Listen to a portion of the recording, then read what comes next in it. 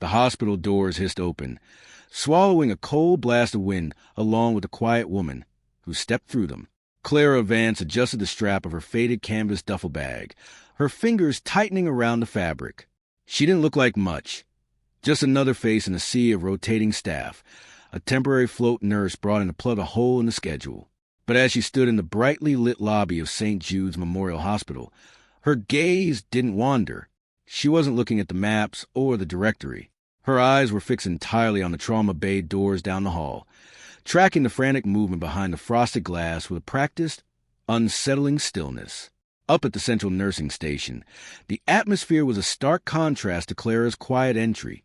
Papers shuffled, monitors beeped, and a tight-knit circle of permanent nurses stood whispering over morning coffees. When Clara approached, her footsteps barely making a sound, the laughter at the desk died instantly. "Can I help you?" the charge nurse asked, barely looking up from her tablet. Her badge read Evelyn, and her tone carried a distinct Frost reservation reserved strictly for outsiders. "I'm Clara, the temp for the upcoming block," Clara said, her voice steady and low. She extended her paperwork. Evelyn sighed, a theatrical puff of air, and snatched the pages. She glanced at them for less than 2 seconds before tossing them onto a stack of clipboards. "Right, the float.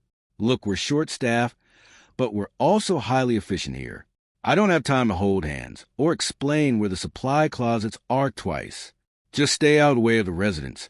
Don't touch the oncology charts, and stick to the low-priority beds in the overflow hallway." "Got it." The other nurses didn't bother to look up. To them, Clara was an invisible entity, a warm body to handle the thankless tasks they didn't want to touch. Clara simply nodded, her expression unreadable. Understood. For the next 4 hours, Clara became a ghost in the corridors. She changed soiled linens, emptied catheter bags, and restocked glove boxes. The permanent staff didn't even bother using her name. They just called her the temp when they needed someone to clean up a spill. Yet, Clara worked without a hint of resentment. When an elderly patient in the overflow hall grew agitated, Clara didn't call for a sedative like the other nurses did. Instead, she sat on the edge of the mattress, took the woman's frail hand, and gently pressed 2 fingers against her wrist. It wasn't just a pulse check. It was a grounding technique, delivered with a calm, absolute authority that caused the patient's racing breathing to slow within seconds. Just before noon, a sudden shift in the air rippled through the ward. The casual chatter at the nurse's station vanished, replaced by a tense military-like posture. Clara, who was wiping down an unused gurney, paused. A tall man in immaculate navy scrubs strode down the hallway, a trail of intimidated residents scrambling to keep pace behind him. Dr. Alistair Sterling, the chief surgeon, didn't walk. He commanded space. His sharp eyes scanned the floor, cutting through the environment like a scalpel. "Evelyn," Dr. Sterling barked, his voice cutting through the ambient hum of the monitors. "The pileup on Route 9 just triggered a mass casualty alert. We have 3 critically unstable patients en route. I want trauma room 1 cleared, blood products on standby, and your absolute best hands on the floor. No mistakes today." "Right away, doctor," Evelyn said, her voice rising an octave as she began barking orders to her core team. Dr. Sterling turned on his heel to head toward the trauma bay. As he did, his lab coat brushed against the gurney Clara was holding. For a split second, Clara's eyes locked onto a small, faded military medical insignia pinned to the inside lapel of his jacket. Her breath hitched. A phantom echo of heavy rotors and shouting voices seemed to flash across her mind, her knuckles turning stark white against the metal rail of the gurney. She froze, a sudden, suffocating weight pressing down on her chest. "Move it, temp." Evelyn shoved past Clara, breaking her trance and nearly knocking her balance. "Go to the back hallway. We need the main corridor completely clear for the gurneys." Clara stepped back into the shadows of the alcove, pulling her composure back together like a shield. She watched as the red emergency lights above the ambulance bay began to flash, accompanied by the distant, rising wail of multiple sirens. A resident rushed past the desk, accidentally dropping a freshly printed copy of the incoming trauma triage charts onto the floor. It slid across the linoleum, stopping right at Clara's feet. Clara knelt down to pick it up, Her eyes automatically scanned the hurried scribbles of the paramedics' field notes for the first incoming patient. Suddenly, her eyes widened. She stared at the listed vital signs, then at the mechanism of injury, and finally at the medication administered on scene. Her heart hammered against her ribs. The field medic had missed something catastrophic. If they wheeled that patient straight into Dr. Sterling's standard operating procedure based on this chart, the man on the gurney wouldn't make it off the table alive. The double doors exploded open as the first wave of paramedics rushed into the ER, their boots slamming against the hard linoleum. Shouted vital signs, the clatter of metal oxygen tanks, and the sharp scent of ozone and rain filled the air as the mass casualty event arrived. The permanent nursing staff scrambled into position, their prior confidence dissolving into a frantic, chaotic rush as the sheer volume of patients overwhelmed the intake bays. In the center of the storm, Clara stood completely still in her alcove, her fingers tightly gripping the dropped triage chart.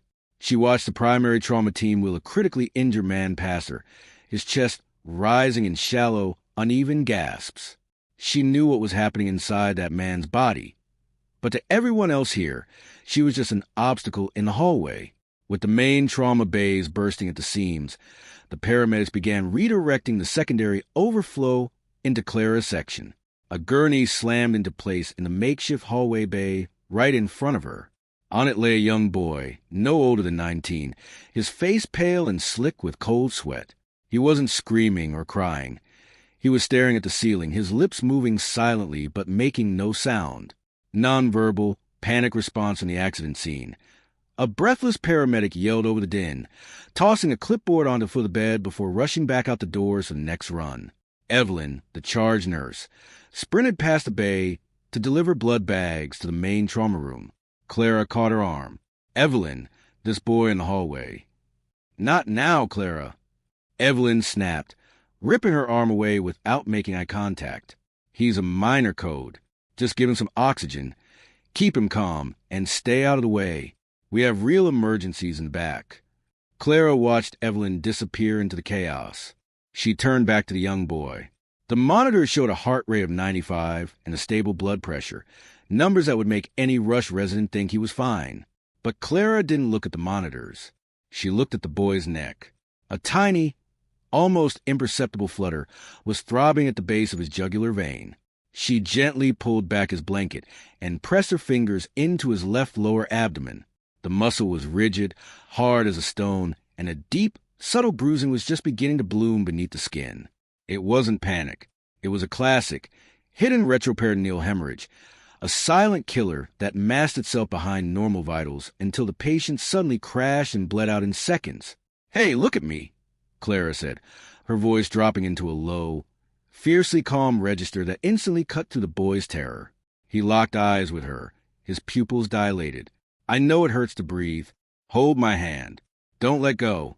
A young resident doctor rushed past, his stethoscope swinging wildly around his neck. Clara stepped into his path, her posture rigid. "Doctor, I need a surgical consult for Bay 9 right now. He has an active occult bleed in his abdomen. His vitals are a false front." The resident stopped, looking at Clara's blank, temporary ID badge before letting out a harsh, stressed laugh. "Are you kidding me? He's a Category 3 panic patient. I have a fractured femur bleeding out in Bay 2. Stick to your lane, Temp. Change his gown, and let the real doctors handle the triage." He pushed past her, leaving Clara alone with the dying boy. Clara looked back at the patient.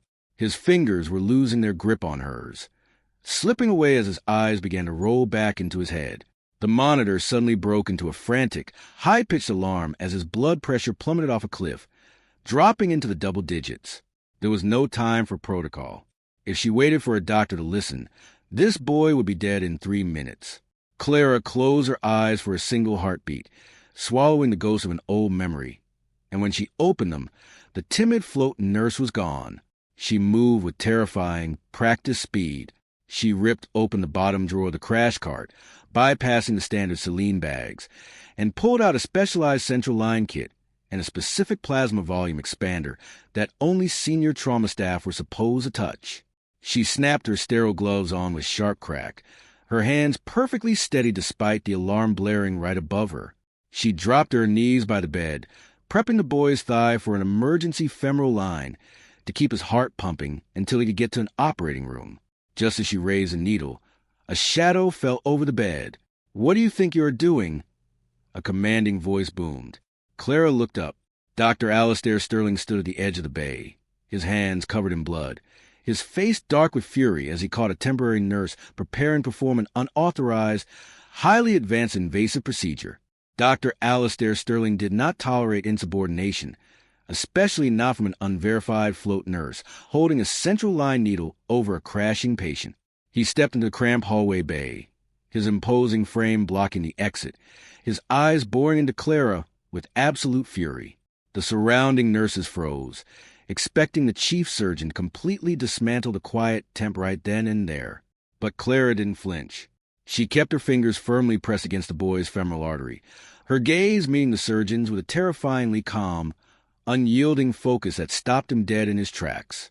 "Step away from that bed immediately," Dr. Sterling commanded, his voice a low, dangerous rumble. "He has a retroperitoneal hematoma from a decelerating seatbelt injury," Clara said. Her voice wasn't defensive. It was cold, precise, and carried a heavy authority of someone who had seen this exact injury 100 times.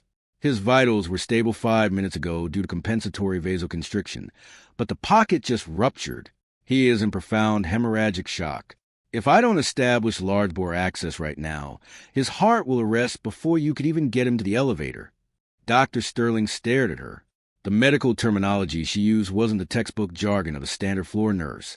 It was a rapid-fire diagnostic assessment of an experienced trauma specialist. He glanced down at the patient.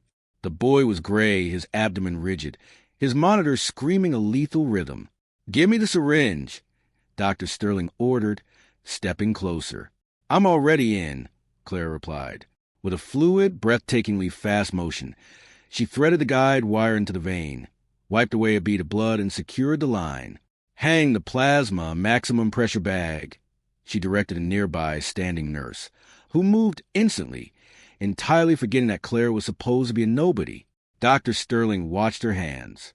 They didn't shake.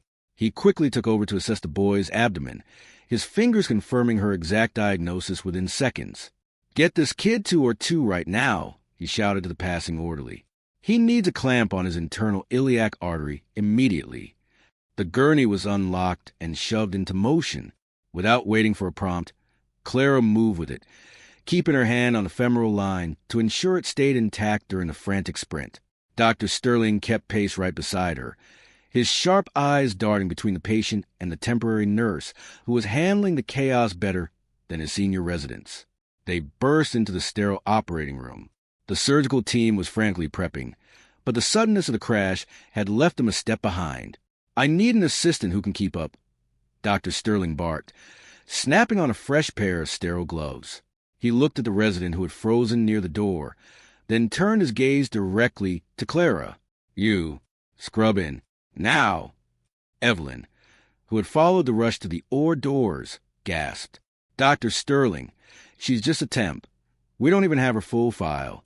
She just saved his life in the hallway." Evelyn, "Scrub in or get out," Sterling snapped. Clara didn't hesitate. She washed, gloved, and stepped up to the opposite side of the steel operating table.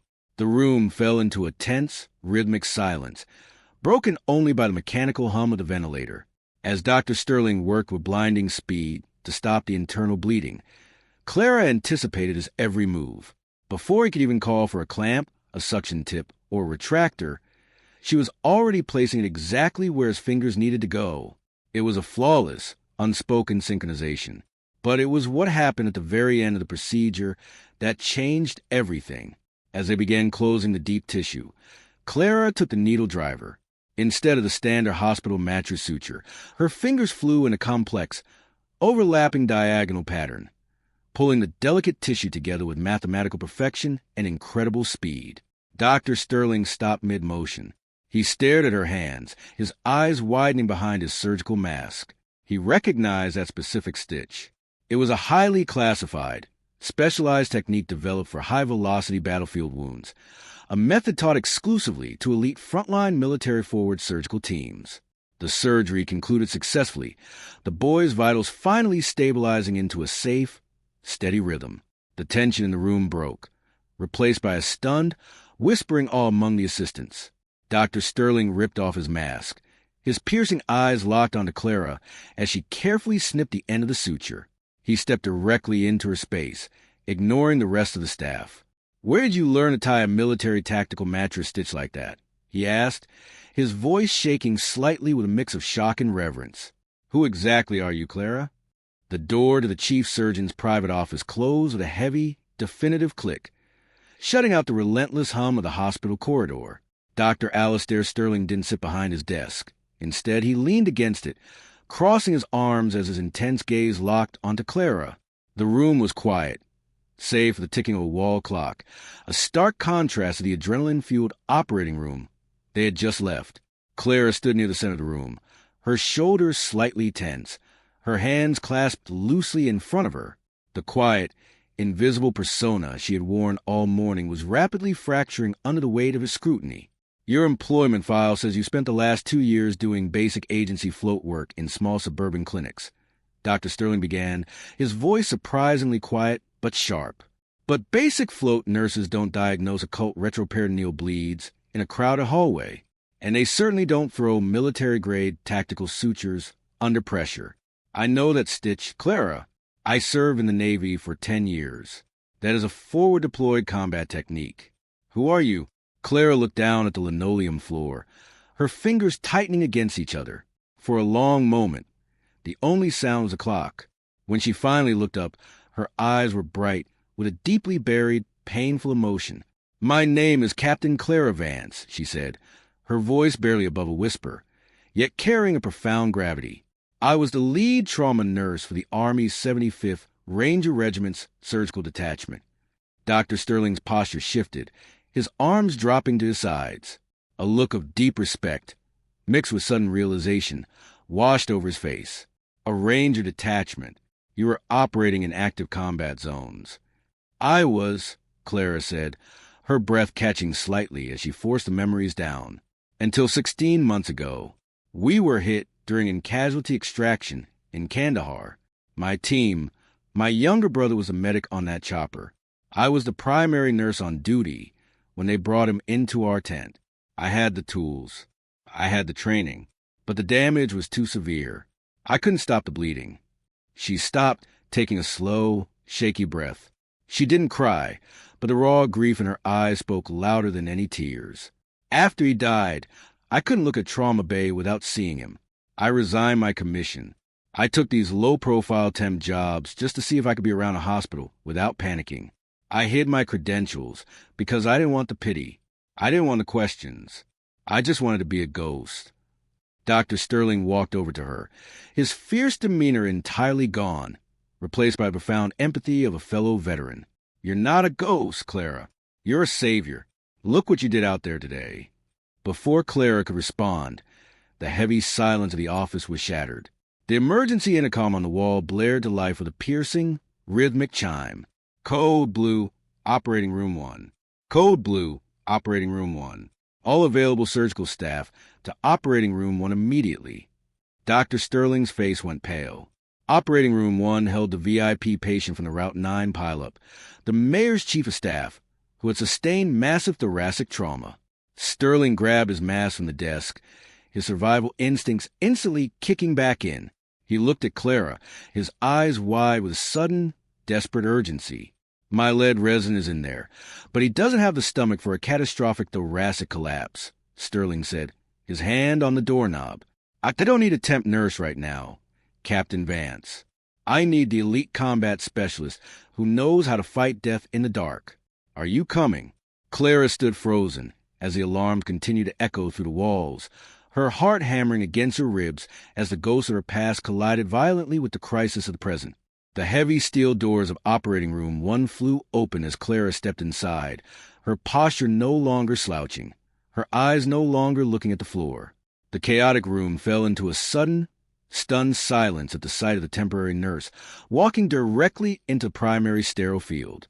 The chief resident stood frozen over the patient, his gloved hands trembling and his face pale beneath his mask as the heart monitor emitted a flat, continuous tone. The patient's chest was open and a major arterial line had ruptured. filling the surgical cavity with dark, pulsing blood. He's bradying out, "Doctor, I can't find the source of the tear. There's too much fluid," the resident panicked. Stepping back as if ready to give up. "Step aside," Clara said. Her voice wasn't loud, but it carried a chilling, absolute authority that made the resident instantly back away without a word. Dr. Sterling burst into the room right behind her, throwing his hands up for fresh gloves. "Clara, talk to me. What do you see?" "It's a blunt force laceration to the descending thoracic aorta, hidden behind the left lung pleura," Clara said calmly, her hands already moving into the cavity with blind, practiced certainty. While the rest of the staff stared in disbelief, she clamped her fingers directly onto the hidden rupture, instantly halting the catastrophic blood loss.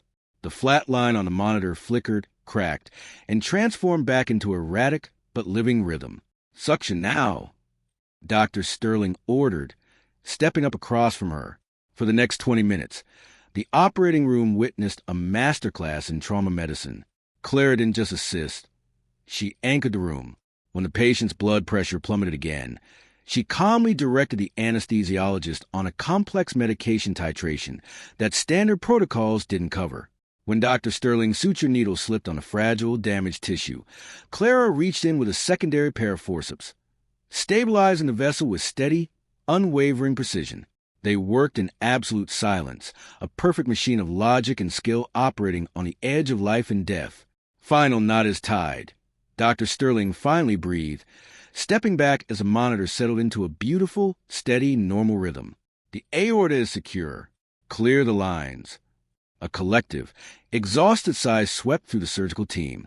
Clara stepped back on the table, her scrub splattered with blood, her chest rising and falling heavily. As she pulled off her mask, she looked up to find the entire room staring at her, not with condescension or indifference, but with an overwhelming, breathless reverence. When Clara walked out of the surgical suite into the main ER hallway, she found the entire morning shift waiting. Evelyn, the charge nurse who had treated her like an invisible nuisance hours before, stepped forward. Her eyes were red, and she held a clean cup of coffee out to Clara with a trembling hand. "Clara, Captain Vance," Evelyn said, her voice cracking with immense guilt. "We had no idea. The way I spoke to you, the way we treated you, I am so incredibly sorry. You saved 2 lives the day that we would have lost." Clara looked at the coffee, then at Evelyn's sincere, remorseful face. A small, genuine smile finally broke through Clara's weary expression. "You didn't know," Clara said softly, taking the cup. "It's okay." "It's not okay, but we're going to fix it." Dr. Sterling's voice boomed as he walked out of the locker room, holding an official, freshly printed hospital contract in his hand. He stopped in front of Clara and extended a pen. "This hospital has plenty of standard floor nurses. Clara, what we lack is leadership in the dark. This is a permanent contract for the head of trauma nursing at St. Jude's. The position is yours if you want it." Clara stared at the document. She walked over to her staff locker, opening it to find her old canvas duffel bag. Tucked inside the front pocket was her brother's faded military medical insignia patch. She touched the embroidered fabric, and for the first time in 16 months, the memory didn't bring a suffocating wave of grief. It brought a profound, healing warmth. Her brother hadn't died so she could hide in the shadows. He had died doing what they both loved, saving lives. She turned back to Dr. Sterling, her eyes clear, bright, and filled with a renewed sense of purpose. She took the pen from his hand. "I'll take the job. Doctor, let's get to work."